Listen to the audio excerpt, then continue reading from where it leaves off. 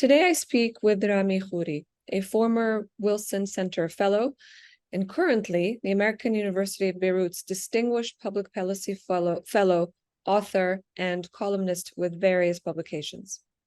Since the unprecedented Hamas attack on Israel on October 7th, 1,400 Israelis have been killed and more than 5,000 injured. And more than 5,000 Palestinians were killed in Gaza. And to date, more than 15,000 wounded as a result of Israel's bombardment. While humanitarian aid is trickling into the Gaza Strip, many UN agencies, as well as other aid agencies involved, insist that the basic necessities that managed to get into Gaza barely address the severe humanitarian needs of the people. There are still shortages in water, fuel, and electricity is cut off as a result of Israel's siege. The Biden administration has been steadfast in supporting Israel and reiterating its right to self-defense, while calls for a ceasefire grow louder in the region, not only from people who have been out on the street demonstrating, but from the region's leaders, as we witnessed this past weekend at the Peace Summit in Egypt. Israeli military officials reiterate that this war may take a month or two or three. With that, more killings of innocents and more destruction. The IDF to date has delayed a ground invasion, but many say it's imminent. And of course, fears in the region about further escalation on the northern border of Israel with Lebanon continue to rise. Rami, what is your reading of the current situation? It's been more than 2 weeks since the October 7th attack. And a lot of innocent lives killed and a lot of destruction. And so far, no end in sight as to how this is going to unfold. I think if we want to look at what is the situation, where are we really have to go way before the attack by Hamas. And this is one of the weaknesses of government analyses in the US and in Europe and other places, and much of the media, they just say, since the Hamas attack. So the issues that you mentioned, the pain that civilians feel in Gaza from lack of basic materials, all of those were happening over the last 15 years or so, but the extent now is much worse. And at one point, about 5-6 days ago, the Israelis allowed nothing in, and they were going to basically starve the people of Gaza. But the trend has been consistent for actually decades and decades, 50, 75 years, however far back you want to go.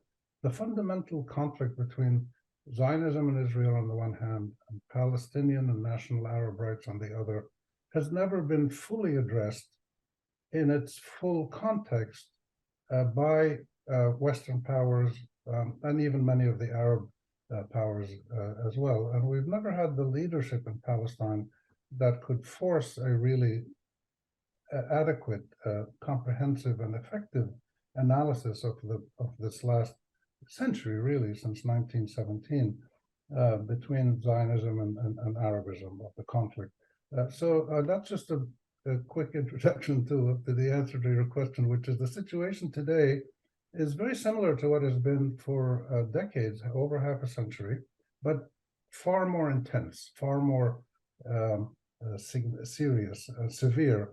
And that is because of the nature of the October 7th Hamas attack, the extent of it, the destruction, the manner in which it was done, the number of civilians killed or taken prisoner, and the indiscriminate nature of some of the assault. This is also not new. It's happened before. And the Israeli response has happened before. So what we're seeing is a heightened degree of military moves by both sides. And if the Israelis don't change their attitude to how they deal with Hamas, we're going to just simply keep seeing this happen over and over again. This idea from the Netanyahu government that they can destroy Hamas, it's probably correct in the sense that they could identify 20, 30 top leaders and kill them all. but they said they'd done that before, 3 or 4 times. They tried to do that. And they've been assassinating Palestinian leaders for the last 40, 50 years. I remember being in Beirut in the 70s when Israelis, including people who later became prime minister, like Ehud Barak and others, snuck in disguise and assassinated Palestinian leaders sleeping in their apartments in Ras Beirut. So this idea of assassinating, killing the top leadership of these Palestinian groups, whether it's Hamas or Fatah or whoever it may be, it's not serious. It's not compelling. It's not credible, because these groups, whether it's Fatah or PFLP or Hamas or any of the other smaller groups, they simply reflect the national identity and aspirations of the Palestinian people. Now, not everybody in Palestine supports what Hamas does, and I certainly wouldn't support their unilateral killing of civilians, but it's not unilateral. It's part of a war.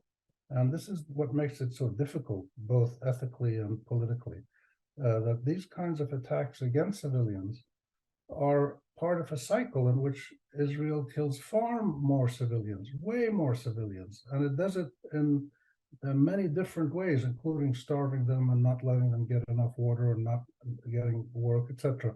So unless the analysis is really comprehensive, there will be no clarity about how we get to a resolution. And that's why most people today in the world are puzzled about, what happens next.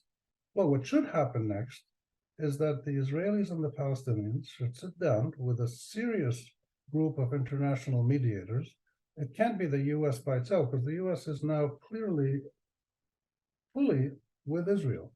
It's complicit in what Israel is doing. But the Americans have to be there because they're the only people the Israelis trust. So you've got to get the U.S. and some Europeans and maybe some Asians, who knows, but a group of countries around the world who together can sit with Israelis and Palestinians and hammer out a serious negotiation that will lead, after some years, to a genuine resolution. And this is not something that can be done quickly.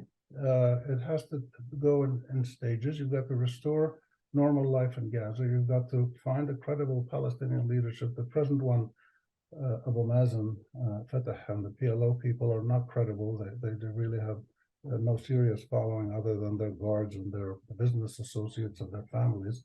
And we need to re-establish credible Palestinian leadership, national unity, and get back to where we were 30 years ago, which is a political process that envisages peaceful coexistence with an Israeli state that is, like today, majority Jewish. We've already accepted that, though that's not in question. But moving towards that position requires so many things.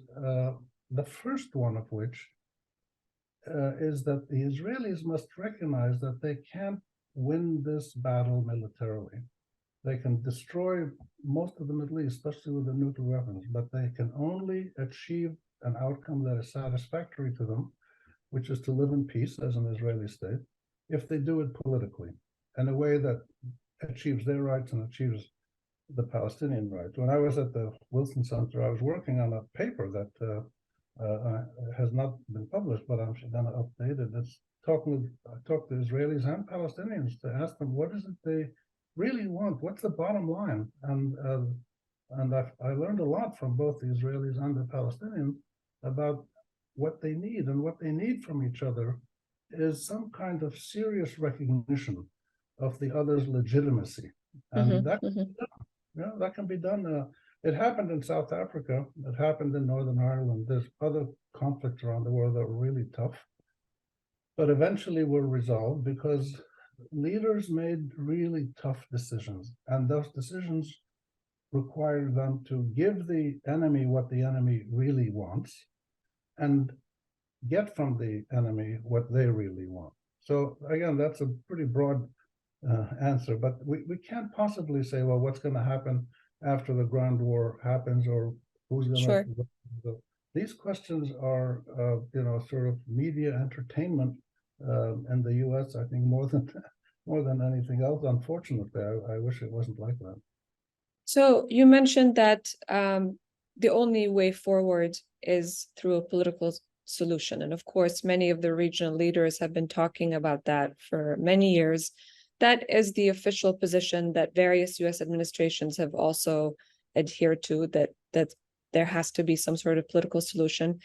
But the Middle East arena has been somewhat dropped, or at least the perception by the region is that the US is no longer engaged, that there are active conflicts that have been left there to be, and that whenever there is something happening, yet another cycle of violence to address, then they step in to exert pressure where pressure is needed, and resolve the situation. And that's more attuned to conflict management than it is resolving the conflict.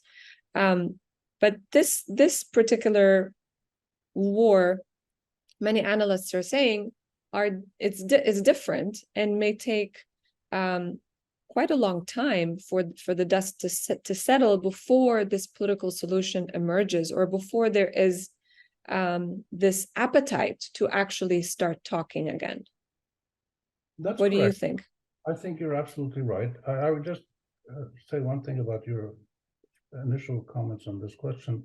I don't think the U.S. was ever really committed to a two-state solution, because if it were, it would have done something about the Israeli settlements that were the major destroyer of the move towards a negotiated two-state solution. Even after Oslo, the Israelis kept building settlements.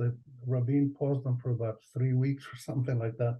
Mm-hmm. So the United States just has no credibility as a mediator. They had almost a monopoly on mediation for 30 years or so, and really failed because they're not truly even-handed. They keep talking about these, people like Blinken and others, and then Biden. They mention two states, which means nothing. It's in the abstract. But then they say, well, we want a horizon of hope for the Palestinians while we want security for the Israelis. So the securities get tangible, real, important things. The Palestinians get abstract phrases. And so this is one of the problems. But anyway, if the U.S. is going to be serious, I think it has to work with others to find the mechanisms that could slowly lead to a negotiated resolution. Obviously, it's going to require time to change the existing leaderships in Palestine, in Israel, and probably in the US as well. When better leaderships come along that are more inclined to serious negotiations that require mutual compromises based on universally accepted principles of the rule of law. Not a difficult thing to do. It's been done in other places. So I think the situation is one in which we should just aim now for some kind of ceasefire, reestablishing normal life in Gaza, and seeing if we can then move to the most important initial phase, which is to get an Israeli government that will stop settlement expansion, pause them or freeze them or whatever, and then allow some serious discussions to take place between Palestinians and Israelis. But it's not going to be this Israeli government, obviously. It's got to be something more reasonable. So this is a really difficult time, and the immediate future looks pretty grim. Mm-hmm. The poor leadership we have all around. The Europeans have kind of, rolled over and taken a nap. They're not really doing much. They try to fund things, but everything they fund, the Israelis destroy. Well, not everything, but so we really have a leadership vacuum. The Russians and the Chinese are not going to step in, and so there's just a lot of concern, I think, all over the region about how do we move ahead with this, and nobody has any answers, and this is the consequence of, I would say, about 40, 50 years of poor leadership in the Arab countries, increasingly militant, extreme leadership in Israel, and Western leadership, Europe, the US, others, who they talk about the importance of the Middle East, but they don't really do much about it. If energy is flowing, if Israel is secure, if markets are there to sell American products to people in the region, that keeps the West pretty happy. But the consequence is that if the underlying issues are not resolved, and it's not just the Palestine-Israel issue, you have rampant poverty all across the Middle East. Something like 60–70% of all Arabs are poor and vulnerable.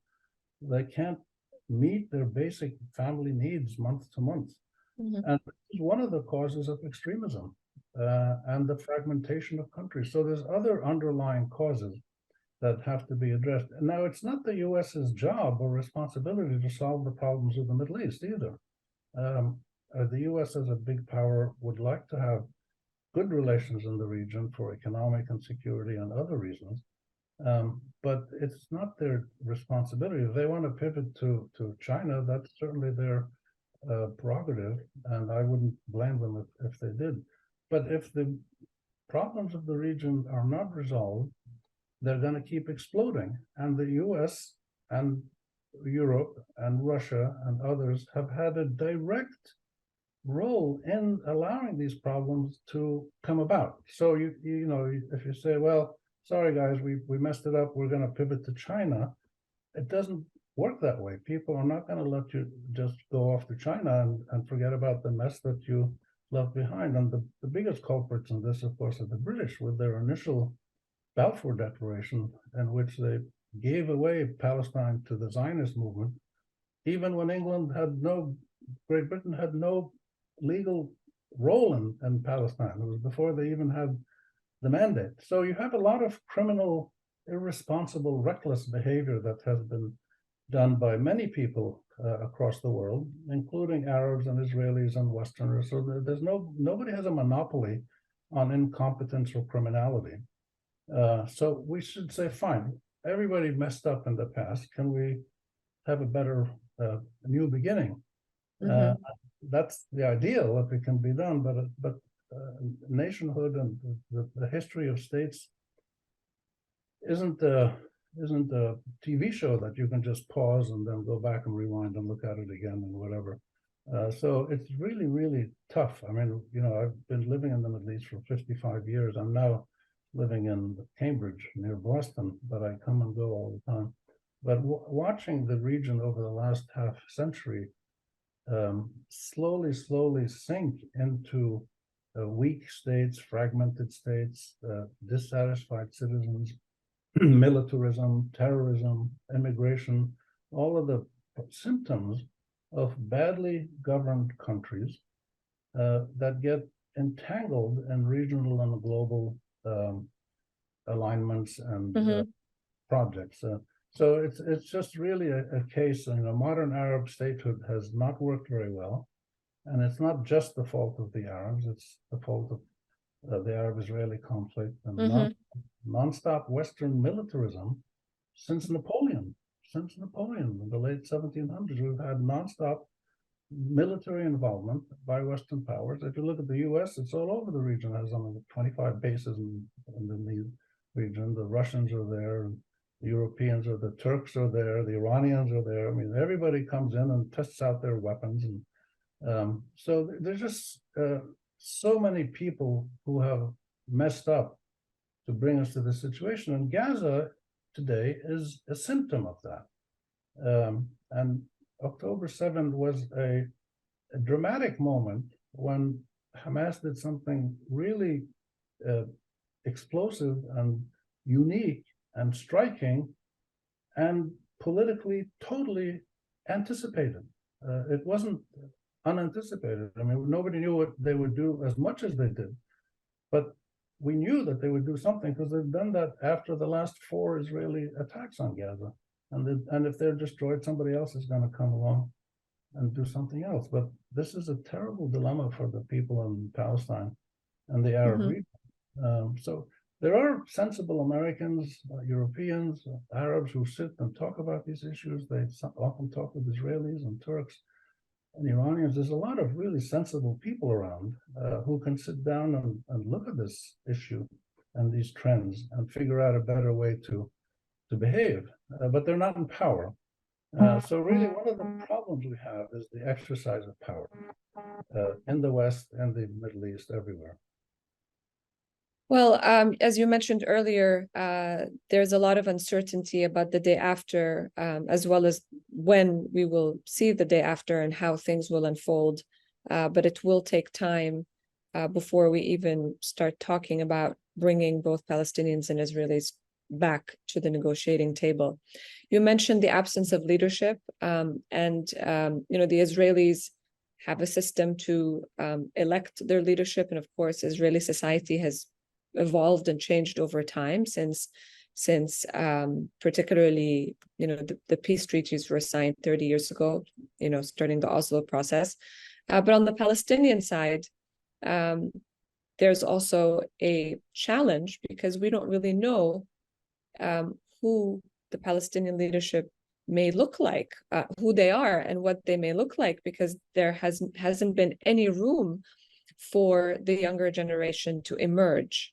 How can that be addressed? And what is the role of some of the Arab states that have long-lasting relations with the Palestinians to support that process, empowering new leadership? That's, again, a slow but critical process. You have to have some mechanism that reconstitutes a single Palestinian national leadership. It used to be the PLO, even when Hamas wasn't part of it, but Hamas would go along with, and Hamas at one point said that if the PLO, if Arafat negotiates an agreement with Israel, that the majority of Palestinian people support that, Hamas would go along with it. So they're not as big an obstacle as people make them out to be.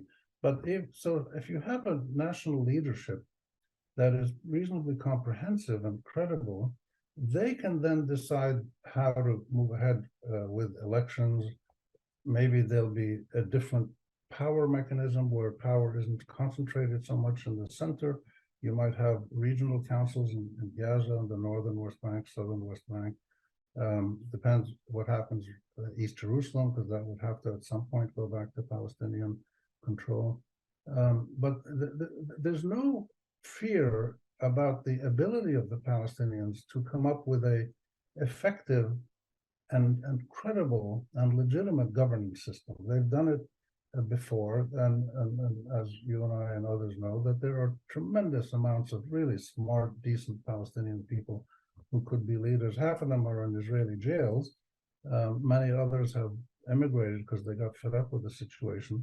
But there's still, hundreds and hundreds of really able Palestinians who could play a role in this process if it were allowed to go ahead. But it's unlikely to happen, not just because of the Hamas Fatah split, the West Bank and Gaza, but because the West Bank itself is being eaten up by Israeli settlement expansion, which is directly supported by the government. And now there's the new element, which is this, you didn't have this under Rabin and Labour and others, even under Netanyahu years ago. You have now these gangs of settlers who are set free in the West Bank, and they go into villages like Hawara and others, and they set fire to homes and cars, and they beat up people, or they go into the areas and steal things from the shepherds and kill their animals, cut down olive trees. I mean, rampant gangsterism by settlers, which the Israeli government more or less supports directly because there's often soldiers protecting them. So this is new and it's terrible. And so these issues have to be discussed openly in Israel, with the Arabs, with the West, at the UN, whatever. Israel is often given a buy on issues of sort of ethical behavior for many different reasons, but whatever the reasons are, people will sort of look at the Israeli settlements and say, oh, this is a terrible thing, and what can we do? And they don't do anything, or they just support them sometimes. The same thing now with the settlers, what they're doing. So you have issues on the Arab side, you have issues on the Israeli side that need to be brought under control. Addressed. Mm-hmm. And nobody's is really doing that. And I think it's dangerous because we're getting to the point where we're seeing what happens when groups like Hamas and Hezbollah and Iran and the Houthis and others start creating collective mechanisms to work together. These are not inherently bad groups, but they are involved in military actions that are problematic for a lot of people, whether it's terrorism or self-defense, attacking civilians in Israel or whatever it may be, or the Houthis attacking Saudi Arabia. They're doing things that a lot of people don't like, but they're doing them. They weren't doing this 20 years ago. These groups didn't exist 30 years ago, but they exist today. So we need to understand how extremism happens in the Arab context, how groups become militant, how some people become terrorists. And the worst example of this, of course, is groups like Al-Qaeda and ISIS, but they're not to be compared with the ones I'm talking about, because ISIS and Al-Qaeda were not nationally anchored, territorially anchored groups with a national identity. They were basically saw themselves as people who work for the good of Islamic societies, and most Muslims wouldn't do what they did. But that's a side point. But the groups like Hamas, Hezbollah, Houthis, and others, these are territorially, nationally anchored groups that come out of their societies, and they come out of the sense of indignity and denial of fundamental rights that these societies have suffered, whether it's in Palestine or Lebanon or wherever it may be. And that's why it's so hard to eliminate these groups. However much the Israelis or the Americans try to eliminate them, it's not easy to do. You can eliminate Al-Qaeda and ISIS, or at least minimize them, because they don't have a national base that's deeply anchored in the soil of a specific country or region. But these other groups do, and if the situation's allowed to just drift like this, we're going to get more of these kind of groups being formed, and we don't know what ideology they're going to pursue, what kind of tactics they're going to use. But one thing is absolutely clear, again, from the last, say, 50, 60 years of history in our region. If you take just the Palestinians, every Palestinian leadership that came about, starting in the 50s, right after the creation of Israel, and the reality of Palestinian exile and refugeehood, every Palestinian leadership was weak, and then it was replaced by another one that was a bit stronger. So you started with Ahmad Shukayri, and he wasn't any good because he wasn't a real leader. And then Arafat came in with Fatah, and they took control. And after a while, they weren't getting anywhere. And so the PFLP and the DFLP and these more militant Palestinian groups came along. They didn't get very far. And then the Muslim Brotherhood started getting involved. And then you had Hamas emerging. And then after Hamas, still we have Hamas, with Hamas, you had Islamic Jihad. So every group that came about was more militant, more radical, and it was so because it was a response to the perceived inability of the group before it to achieve the rights of the Palestinians that the Palestinians have been craving and working for. So these are really tough nuts to crack. But there are, these problems are all a consequence of human mismanagement. They're not a consequence of acts of nature or acts of God. These are consequences of bad decisions by just incompetent or dishonest leaders. And the ordinary citizens had no power to do anything about them.